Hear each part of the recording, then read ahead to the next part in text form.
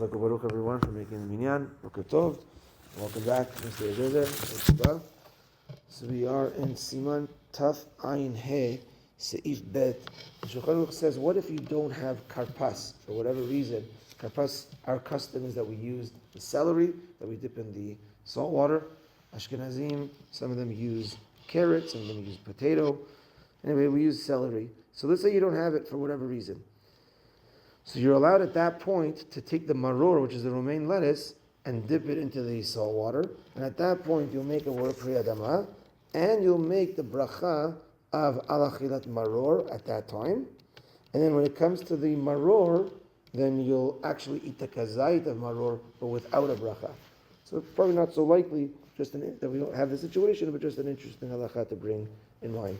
Another halakha also, we would seem it's not so likely, but unfortunately, with hostages still in Gaza, this following halakha could be applicable.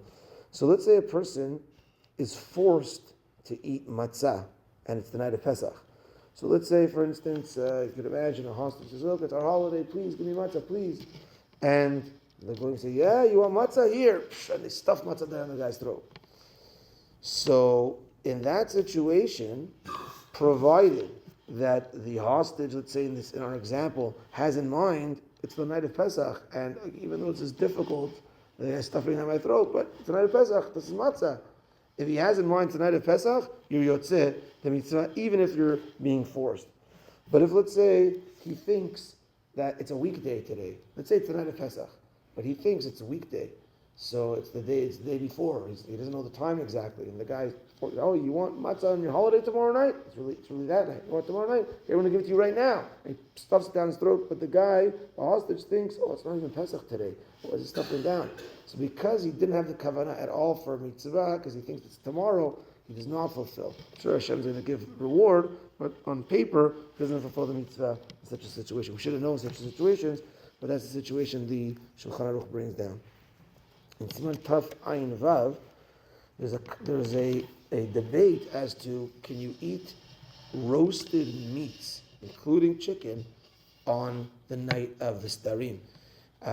And basically Shulchan Aruch rules that it goes with basically the minhag. And it seems like the general minhag in Morocco was not to, but he says if you have a minhag to do it, then it's fine. If you have a minhag not to do it, then it's not fine. And the reason for not having roasted meats or chicken is because we had in the time of the Bet HaMikdash, and hopefully soon again, the Korban Pesach, which was roasted. And therefore, if we have another roasted meat at the Seder, it's as if saying like, "Oh, I got the Korban Pesach already here." So we dafka don't want to have, according to that minhag, roasted meats to show that we have when the Bet HaMikdash comes.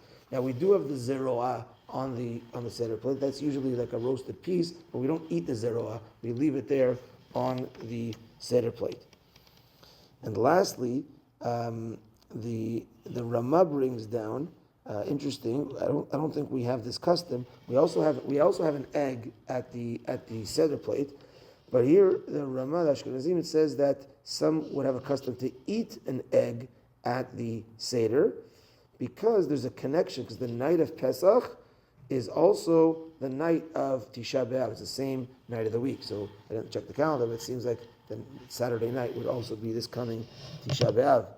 And therefore, because we are doing things zecher l'mikdash, the korech as a remembrance of the time of the Mikdash, we don't have the Korban Pesach, so there is a taste of avelut also at the night of the Seder. If we don't have the Bet HaMikdash, we don't have the Korban Pesach, so we feel a little bit, we're not supposed to bring that sadness, but and therefore, it says some people have the custom of eating an egg, which is a food of avelut. And we know when it comes to Tisha B'Av, especially the Sfaradim, we have the Kina Madu Behel Pesach. Why the night of Pesach? It's joyous. The night of Tisha B'Av. So there's a connection there that unfortunately, because we're still in Galut, we don't have Bet HaMikdash, the night of Pesach has a tinge of avelut to it because we don't have the Korban Pesach.